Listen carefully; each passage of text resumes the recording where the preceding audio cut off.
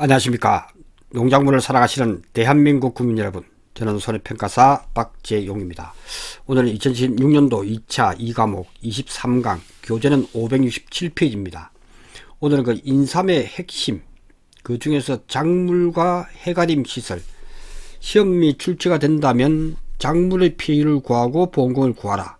그리고 해가림 시설에 대해서 보험금을 구하라. 계산가중과 값을 쓰시오. 이렇게 해서 15점이 세트로 나오겠죠. 이 문제가 출제된다면 세트로 15점이 출제가 될 거다. 그렇게 출제가 되기도 했죠. 자, 공부하실 때 딱 보면 작물의 특정 및 시설 종합 위험 인삼 손해 보장 방식이다. 보장 방식이 중요하죠. 모든 것은 보장하는 방식이 있다. 인삼에 대해서는 특히 작물의 특징이다 하는 부분에 특정한 부분만 보상해 주겠다는 뜻입니다. 그죠? 그래서 태우집에, 그래서 우리는 암기팁은 태우집에 불이 났다. 그래서 냉침폭폭이다. 이렇게 암기하시면 될 것 같습니다. 플러스 냉침폭폭 플러스 두더지란 놈이 아주 그 피해를 줍니다. 인삼을 좋아하죠. 그래서 두더지라고 하지 않고 우리는 이는 조수해다 이렇게 해서 포괄적으로 해서 9가지. 태우집이니까 태풍. 그래서 태풍에는 항상 강풍이 포함되죠. 태우, 우박, 집에, 집중호우, 태우집에 불이 났겠죠. 화재가 보통 약관에서 담보를 해준다. 그게 핵심이죠. 태우집에 불이 나서 냉침, 그래서 냉해, 침수, 폭염, 폭설, 이런 폭설의 피해가 많죠. 그리고 두더지로 인한 조수의 피해를 해준다. 그래서 인삼의 직접 피해가 발생해서 자기 부담 비율을 초과하는 손해가 발생한 경우 보험금이 지급이 되겠죠. 자, 해가림 시설이죠. 해를 막아주는 해가림 시설 종합위험은 말 그대로 해가림 시설은 종합위험이다. 자연재해, 조수의 화재다. 그래서 화재도 기본담보로 포함이 되어 있다 하는 부분이 특별사항입니다. 그래서 해가림 시설에 직접적인 피해가 발생해서 자기 부담 비율을 초과하는 손해가 발생한 경우 보험금이 지급이 된다. 이렇게 하고 비례보상이 된다. 이 비례보상 시험이 잘 나온 이유는 변수가 하나 더 있다는 거죠. 그래서 비례보상하는 품목은 이처럼 해가림 시설이다. 해가림 시설이 있고 그 다음에 가축, 축사다. 이렇게 세트로 공부를 해 주시기 바랍니다. 축사는 건축물하고 가장 근접하기 때문에 분모, 가액을 구할 때 곱하기 80%를 해서 유리하게 해줍니다. 그죠? 80% 해서 보험 가입 금액을 이렇게 해서 비례보상은 전체적인 그 가액이 얼마인데 내가 보험 가입을 적게 했다는 거죠. 50%, 60%. 그럴 때는 비례보상에서 해준다 하는 것이 문제의 주요 포인트가 되겠습니다.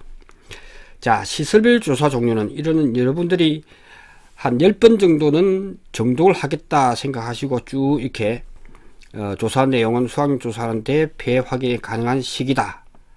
그 다음에 전수조사 또는 표본조사다.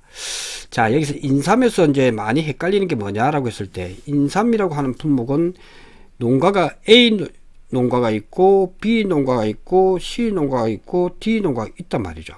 그래서 A, B, C, D 농가가 여러 개 있다 보니까 그 피해가 집중호우로 피해를 입었을 경우 전체가 피해를 입었을 거란 말이죠. 그래도 불구하고 이번에는 60%만 수매를 하겠다 했을 때는 전부 다 60%만 이렇게 합니다. 그러다 보니까 생각나는 게 뭐죠? 이거는 밭작물 중에서 수확량 조사를 한꺼번에 다 해야 되는데 하지 않고 60%만 했을 경우 100% 중에서 60%만 피해를 봅니다. 그래서 피해를 다 입었지만 이거는 땅속에 있기 때문에 알 수가 없단 말이죠. 그러니까 100% 중에서 60% 해서 그 다음에 직접 우리가 피해를 했을 때 손해 정도 비율을 조사하는구나. 수확량을 해서 손해 정도 비율을 하는 대관 소찰의 어떤 부분에서 생산비와 비슷한 맥락을 갖고 있다 하는 부분을 반드시 알아주시기 바랍니다. 그런 핵심적인 사항을 이해하고 난 뒤에 이 작물을 보면 그닥 어렵지가 않다 하는 부분을 말씀을 드리겠습니다. 특히 이번에 최초 가입 조사를 한다 하는 부분이 새롭게 도입됐기 때문에 최초 가입한 농지, 연속 가입이지 않은 농지로 해가림 시설 단독 가입권 제외하고 인삼에 대해서 최초 가입한 농지에 대해서는 가입 직후 시설 조사로 다음 각목에 해당하는 사항을 합니다. 인삼 재배 상태를 조사합니다.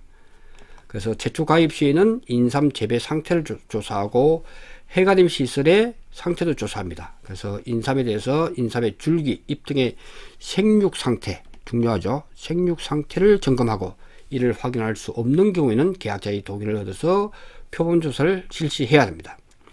해가림 시설, 해가림 시설은 원장에 기입한 소재지와 구조체, 구입을 언제 했는지, 그리고 무슨 유형인지, 목재인지, 철제인지를 구분합니다.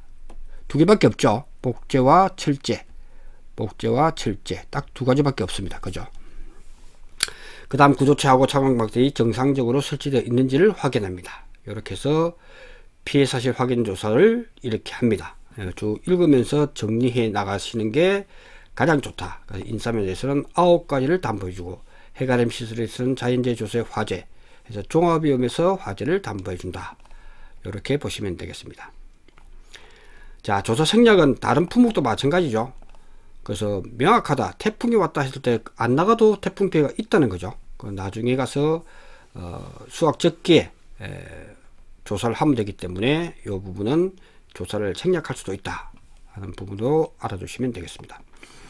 자, 이렇게 해서 수확 적기 판단은 조사 시점에 인삼의 수확량을 확인하는데 적절한지 검토하고 부적절한 경우 조사 일정을 조정해야 되겠죠. 자, 피해 칸수, 전체 칸수에서 농지대 경작 칸수인데 칸수를 직접 세는 것이 불가능할 경우가 있죠.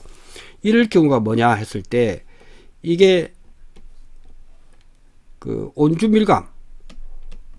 밀감일 때도 한 주, 두 주, 세 주 해서 이거 헤아리려고 하면 어떤 건 이게 빼버렸단 말이죠. 그 여기도 다른 거 심기도 하고 지그재그로 심어져 있습니다. 인삼도 마찬가지겠죠. 어떤 것은 파손해서 없애버릴 수도 있고 그러다 보니까 직접 셀 수도 있지만 칸수를 직접 세는 것이 좀 어려울 경우, 불가능할 경우 이럴 때는 어떻게 하냐. 그러면 경작 면적을 합니다. 온주밀감도 마찬가지죠. 이게 300제곱미터 했을 때 3000제곱미터 했을 때 칸 넓이가 3m다. 그죠? 한 칸이 이럴 때 아니죠. 거꾸로죠. 칸 넓이가 3제곱미터다.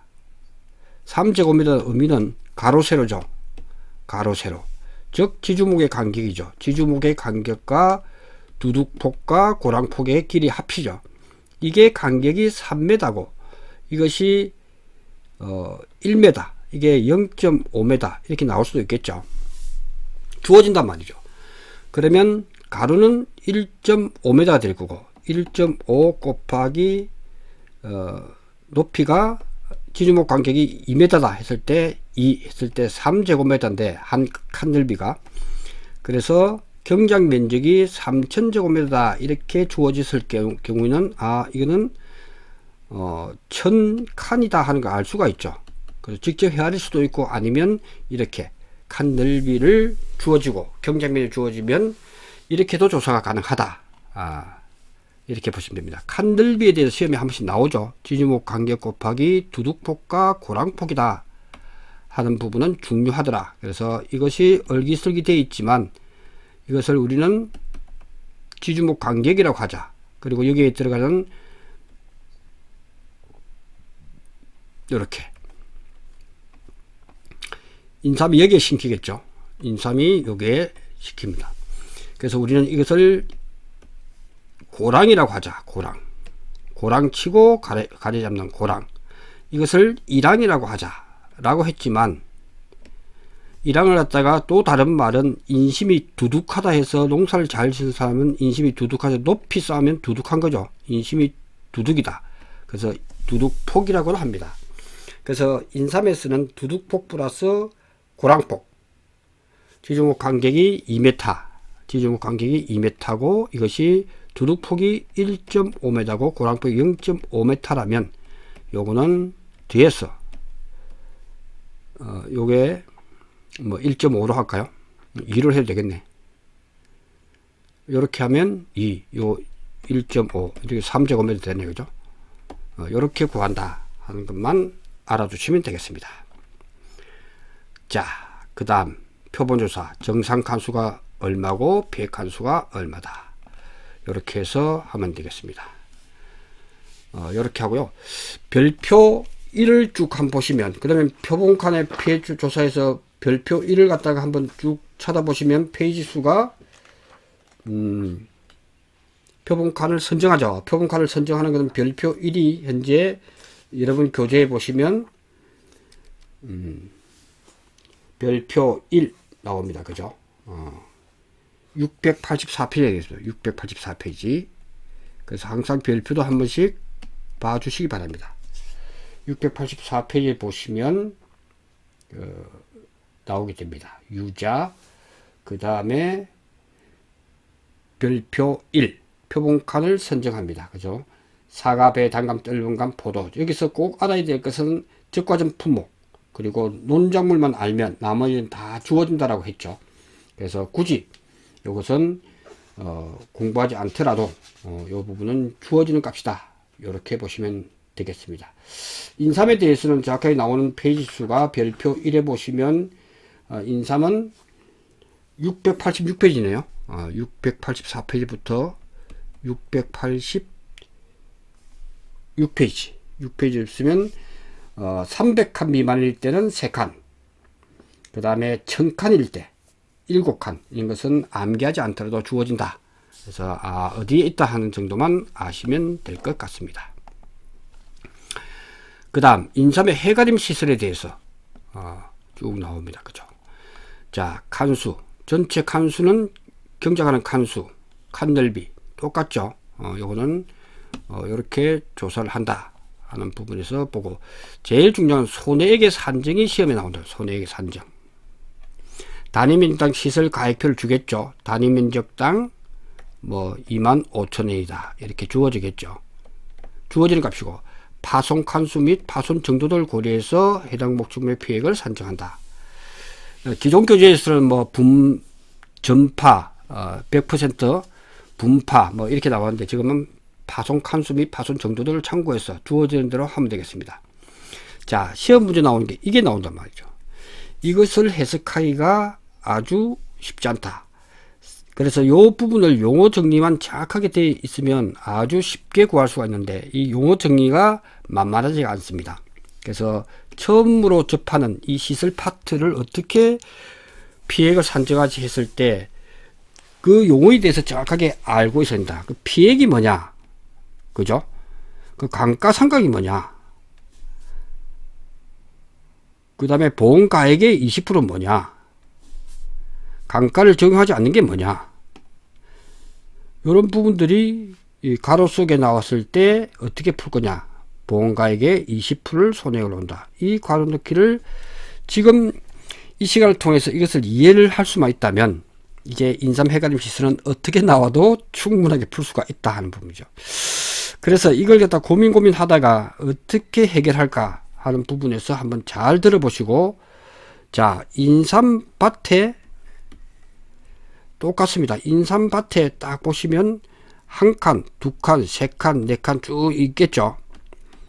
그거는 다 주어지겠죠. 이게 100칸이다 했을 때 그 피해액을 어떻게 보는지를 잘 한번 보시기 바랍니다. 이게 우리가 자동차하고 비슷하기 때문에 자동차를 먼저 설명을 드리고 다시 한번 해가림 시설 말씀을 드릴게요. 자, 신호 대기 중인 차가 있단 말이죠. 내 차가. 근데 뒤에서 와서 차가 추돌 사고를 일으켰습니다. 그죠? 신호 대기 중이기 때문에 100% 가해자가 과실이 있죠. 이럴 경우에 한번 보겠습니다. 마찬가지로 피해를 갖다가 30칸 입었다. 똑같습니다. 그죠? 그럴 때 내 자동차가 이렇게 피해를 입었단 말이에요. 트렁크가 파손됐습니다. 그럼 어떻게 되죠? 그것을 피해액이라고 그러죠. 피해액. 피해액이라고 하는 것은 신가의 개념이구나. 그래서 우리는 여기서 구분할 때 신가라고 하는 것은 새로운 신자니까 신가격이다. 새로운 가격이니까 이것의 또 다른 말은 다시 조달했을 때, 그래서 새로 샀을 때, 새로 구입했을 때, 이 말을 우리는 재조달이죠. 다시 조달했을 때. 재조달 가액이라고 합니다. 그러면 신가가 있고 그 다음 중고가 있죠. 중고. 몇 년이 흘렀다면, 사고 난 뒤에 몇 년이 흘렀을 때 중고값을 갖다가 우리는 이를 시가라고 하죠. 왜냐하면 때 시자, 그때의 가격이다. 이건 시가다 이렇게 표현을 합니다. 피해를 입었을 때는 신가로 하겠죠. 그래서 내가 이 차가 현재 5천만원짜리가 지금 중고가격에서 15년이 흘렀습니다. 이 1000만원 밖에 안 해. 1000만원 밖에 안 하지만 이 트렁크의 값은 신가가, 즉 피해액은 100만원 입었다는 거죠. 새롭게 교체하는데 100만원 들었을 때 그걸 교체해 줘야 되는 거죠. 그 다음에 돈을 주세요 했을 때는 보험회사에서는 이 100만원을 수리 복구를 하지 않습니다. 수리를 해주면 100만원짜리를 해줄 건데 내가 돈을 주세요 했을 때는 중고 가격인 60만원이 책정이 됐다면 이 중고 가격을 줄 거란 거지. 그죠? 수리 복구하고 돈을 주세요 했을 때 60만원 밖에 안 준다는 거죠. 이때 등장하는 것이 이제 피해를 입었다 했을 때는 피해액은 100만원이 될 거고, 그리고 내가 수리를 해주세요 하면 100만원어치를 수리를 해서 제대로 복구를 해줄 거고, 그 다음에 내가 돈을 주세요 60만원을 줄 거라는 거죠. 여기서 중요한 이 개념인데, 여기서 해가 되면 특별하다는 거죠. 전체 이 차량 가격이 중고값이 현 1000만원이라면 1000만원하고 요것의 20%, 뭐 장가율 개념으로 보면 됩니다. 하면 200만원하고 비교를 합니다. 200만원하고 비교해서 200만원과 신가, 그리고 이걸 감가가 적용된 60만원 해서 중간값으로 보험금을 결정합니다. 이런 부분을 이제 기본적으로 이해를 하시고 보겠습니다. 그럼 100칸이나 한 칸이라고 하는 것은 우리가 알잖아요. 지주목 간격이 뭐 1.5m다 곱하기 뭐 1.5 더하기 0.5 해서 한 칸은 주어지기 때문에 3제곱미터 주어지고, 아니면 칸이 주어졌기 때문에 200칸이 전손이 됐다. 20칸이. 그럴 때 어떻게 구하지 하는 것이 핵심 문제다. 그것만 정확하게 이해한다면 기출문제 다 풀 수가 있습니다. 어려운 게 아니에요. 이럴 때 한 칸에 대해서, 그죠? 한 칸이 이게 언제 설치했지? 했을 때 월 단위 평가를 하더라요. 월 단위. 이 개념이 이제 월 단위 평가를 하니까, 월 단위가 뭔데 했을 때는 설치를 갖다가 2021년도 5월에 했다. 근데 사고가 2026년도 3월에 났다. 이럴 경우에는 경과가 어떻게 되지 했을 때는 2026년도에서 3월에서 2021년도 5월을 빼면 되겠죠. 3에서 5를 못 빼니까 가져옵니다. 11년을 가져오면 12개월에서 5에서 5를 빼니까 10개월이 되겠죠. 그죠? 그 다음에 5에서 1을 빼니까 4년 10개월이 된다. 4년 10개월을 갖다 월 단위 평가를 하기 위해서는 경영감가 곱하기 시설비, 신가 또는 제조달 가액을 해놓고 100% 이래서 몇 년이 흘렀다? 4년 10개월이 흘렀으니까 요걸 갖다가 월 단위니까, 그죠? 1 마이너스 그 다음에 이것이 철제라면 4.44% 곱하기 12개월 분의 4년 10개월은 4년은 48개월이니까 58이 됩니다. 그죠? 요렇게 해서 구해야 된다. 이 핵심만 정확하게 이해한다면 된다. 이게 기본적으로 이해를 했다면 다음 단계에서, 그러면 이 부분에서 다른 품목하고 다른 시설은 다릅니다. 그죠? 그럼 어떻게 하지? 20칸의 피해를 입었으니까 20칸이 피해를 입었다. 그럼 피해 입은 것이 정확하게 얼마지 하면 사고 당시 기준, 사고 당시 기준으로 한번 구해보자. 첫째는 중간값을 쓰더라는 거죠. 중간값을 사용을 해야 된다. 그래서 1번, 2번 세 가지 사항을 구해서 중간값이죠. 예를 들어서 이게 100이고 500이고 이게 150이라면 중간값이 뭐죠? 이런 세 개 중에 중간값 150만원이죠. 이렇게 구하더라. 그러면 1번, 2번, 3번을 갖다가 순서를 바꿔도 상관없죠. 바꿔도 상관이 없기 때문에, 그러면 이 부분에서 우리는 어떻게 하지 하는 부분에서 보겠습니다. 자, 1번은 피해 입은 것에 대해서 20칸에 대해서 이 당시에 제조달 가액이 한 칸에 얼마더라?